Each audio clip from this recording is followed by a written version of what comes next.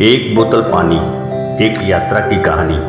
मैं सोमनाथ और द्वारका का यात्रा करके मुंबई वापस ट्रेन से आ रहा था।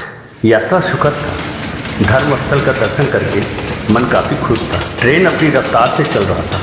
मुझे एक बोतल पानी की आवश्यकता पड़ा। कोच के अंदर पेंटी कार का होकर पानी का बोतल बेचते हुए आ रहा था। मैंने उससे एक बोतल पानी मांगे।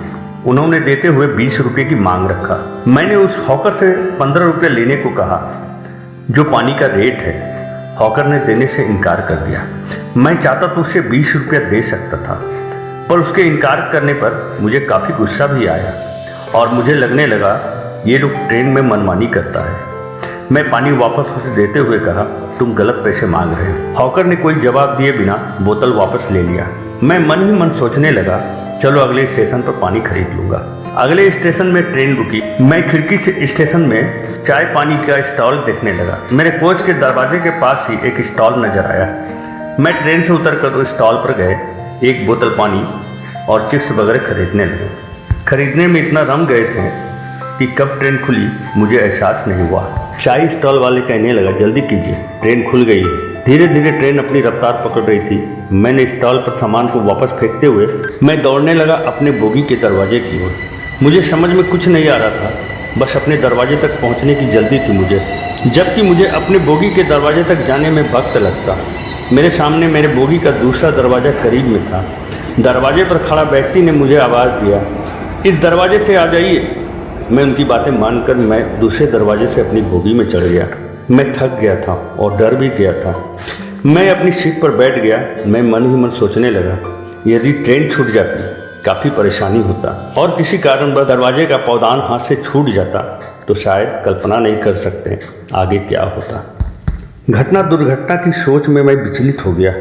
मैं मन ही मन सोचने लगा, अगर पानी का बोतल 20 रुपये में ले लेते तो शायद अभी ये समस्या नहीं आता। 5 रुपये के लिए मैंने कितना बड़ा गलत कदम उठा लिए थे, जो मेरे जीवन में कुछ भी गलत हो सकता था। मैं इसी अधेड़ बूंद में सफ़र तय कर रहे थे। कुछ समय बाद पानी वाला फिर आया। मैं उसे गौर से देखने लगा। उसके चेहरे का हाव भाव देखकर मुझे क्यों लगने लगा काफ़ी गरीब होगा। मैं उससे 20 रुपया देते हुए पानी का बोतल ले लिए। मैं उससे सवाल किया, एक बोतल पानी की कीमत 15 है, फिर 20 क्यों ले रहे हो? उसने बड़ी शांत स्वर में मुझसे कहने लगा, सर, एक बोतल पानी के पीछे मेरे परिवार का भरण पोषण छिपा हुआ है। मुझसे चुप रहा नहीं गया। मैंने चौंक कर उससे फिर सवाल किए, मैं समझ नहीं रहा हूँ तुम्हारी बातों को। उसने आगे कहा, मैं पेंटी कार में पानी बेचने का कार्य करता हूँ। महीने के रूप में 12,000 रुपये देते हैं। अब आप ही बताओ साहब, 400 रुपये में नित्य दिन घर कैसे चला पाएंगे? मैं उनकी बातों को गौर से सुन रहा था। मेरी जिज्ञासा और बढ़ गई। मैंने उससे फिर सवाल किए, एक बोतल पानी की कीमत 5 रुपया ज़्यादा लेते हो, उससे क्या होगा परिवार का? वेंडर ने आगे कहा, क्या बताएं साहब, एक बोतल पानी मेरे परिवार का सहायक है। माँ बीमार है, 2 बच्चे हैं, बीवी है।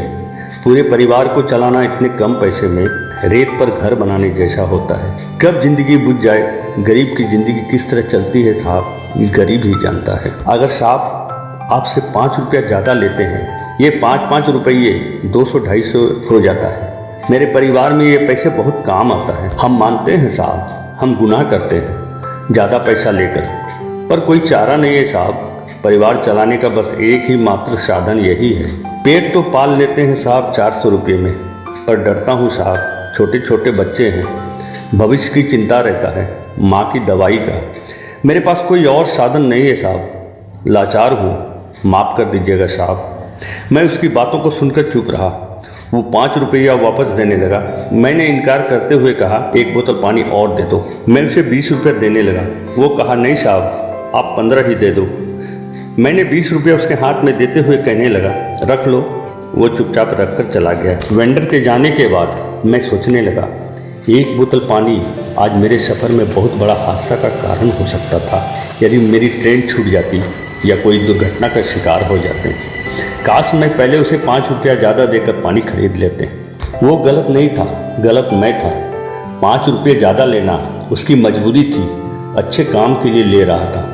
एक बोतल पानी के पीछे उसके परिवार का खुशहाली छिपा था। मैं अपने बर्थ पर लेटते हुए सोच रहा था, गरीब और पानी में कितना अंतर होता है। पानी का कोई रंग नहीं होता, कोई स्वाद नहीं होता, कोई मिठास नहीं होता। गरीब के जीवन में रंगीन सपना एक ख्वाब की तरह होता है। पेट तो भर लेता है गरीब खाना खाकर, पर किसी गरीब से पूछे खाने का स्वाद कैसा लगता है, बस गरीब का एक ही जवाब होता है, जब भूख लगता है खा लेते हैं, खाने का स्वाद नहीं देखते हैं। अगर खाने का स्वाद देखेंगे तो भूखे रह जाएंगे। शायद आज मेरे यात्रा में एक बोतल पानी मेरे जीवन की कहानी का अंत हो सकता था। मेरे ऊपर ईश्वर की कृपा रहा होगा या किसी गरीब का दुआ। गरीब का जीवन पानी है, कोई रंग नहीं, कोई स्वाद नहीं, कोई मिठास नहीं, उसकी बस यही कहानी है।